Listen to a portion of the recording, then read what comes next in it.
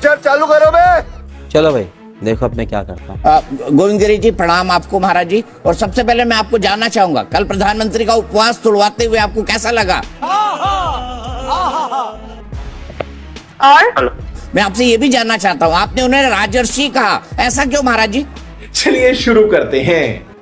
ऐसा है, वास्तव में हमारे प्रधानमंत्री जी को देख करके ऐसा लगता है अनेक प्रकार का तप उन्होंने स्वयं आचरण करके ही इस पद को पाया है। हर हर मोदी, घर घर मोदी, मोदी मोदी मोदी मोदी। और इस समय उन्होंने स्वयं 11 दिन का उपवास केवल नारियल का जल और नींबू पानी लेकर के किया। मैं कल इधर लिख लूं कहीं यूपीएससी के एग्जाम में ना आ जाए। थोड़ी मर्यादा रखिए।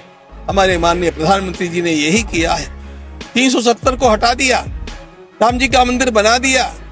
ऐसे जो काम लोगों को असंभव लगते थे, निश्चय के साथ उन्होंने पूर्ण करके दिखा दिए। ये कोई छोटी बात नहीं है। अभी मजा आएगा ना भिड़ो। जूम करो।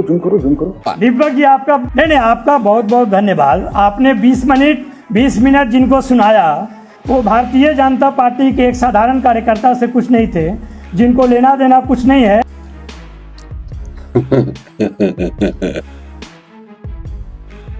ज्ञान दे रहे हैं सरकार को कि सरकार क्या कर रही है। एकदम आप और 12 मिनट का आप अधीन रहिए ना हमें।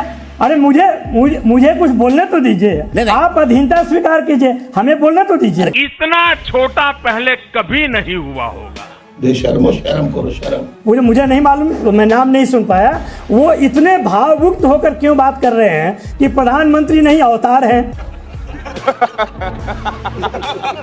जो प्रधानमंत्री के रूप में जिनका असेसमेंट करना चाहिए उनको सन्यासी बनाकर उनका असेसमेंट कर रहे हैं, तो कहीं ना कहीं हमें तो कुछ बात कहनी पड़ेगी ना।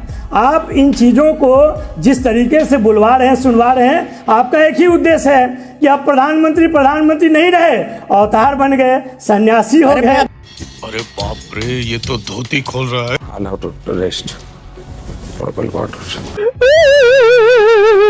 मजा आया। देखिए, धर्म और राजतंत्र और धर्मतंत्र के बीच में जो एक लाइन रहता है उसको खत्म किया गया है। ये मैं नहीं कह रहा हूँ, धर्म के शंकराचार्य लोग कह रहे हैं कि ये हमारे एरिया में अतिक्रमण है। ये गड़बड़ है बाबा। जो सरकार जिस शंकराचार्य को नवल किशोर जी आप कोट कर रहे हैं, उन शंकराचार्य ने यह भी कहा है कि मथुरा और काशी हिंदुओं को सौंप देनी चाहिए। तो नवल किशोर जी उन शंकराचार्य की इस बात का भी समर्थन कर दीजिए कि काशी और मथुरा हिंदुओं को सौंप दे। रुक, तेरे को बताते तेरी माँ की। अगर पलट के मैं आपको 4 शब्द बोल दूं तो कैसा लगेगा? पर मैं नहीं बोलूंगा। आप सुन तो लीजिए, सुनिएगा तो समझ जाइएगा। उसी शंकराचार्य ने यह भी कहा है कि जो सुप्रीम कोर्ट का निर्णय आया है उसमें जो बाबरी मस्जिद के पक्षकार थे उन लोगों से हमारी समझौता हुई, बातचीत हुई। उन लोगों ने इस बात को माना, अपना क्लेम छोड़ा, उसके बाद सुप्रीम कोर्ट का निर्णय आया है। बात तो सही है। कहिएगा तो मैं लिंक भेज दूंगा। नंबर 1। नंबर 2, जिस काशी मथुरा की बात कर रहे हैं उसमें भी वो कह रहे हैं कि ये नफरत के भाव से नहीं आएगा, ये लड़ाई के भाव से नहीं आएगा। हम बातचीत करेंगे, हम चाहते हैं कि हो, लेकिन उसका तरीका अलग हो। उसका तरीका वो नहीं हो जो भाजपा करती है, नफरत फैलाती है, विभाजन करती है। पहले हिंदू मुसलमान में फर्क स्थापित करती थी, अब हिंदुओं के बीच में रामानंदी संप्रदाय और शंकराचार्य में कर रही है। मुझे क्रेडिट नहीं चाहिए। समझ रहे हो आप? समझ रहे हो? आप में और हम में भेद कर रही हैं। आप दीपक जलाइए ना, आप अपने अलावा 10 दीपक और जलाइए, कौन रोकता है आपको? रोज दीपक जलाइए, लेकिन देश को मत जलाइए। नफरत के गड्ढे में मत डालिए उसको, विभाजन मत कीजिए। अंतिम जो सच है, आप कह रहे हैं कि गरीबों का कल्याण कर रहे हैं। 80 करोड़ को गरीब बनाया पहले, उसके बाद 5 किलो राशन दे रहे हैं, इसको आप विकास कर रहे हैं।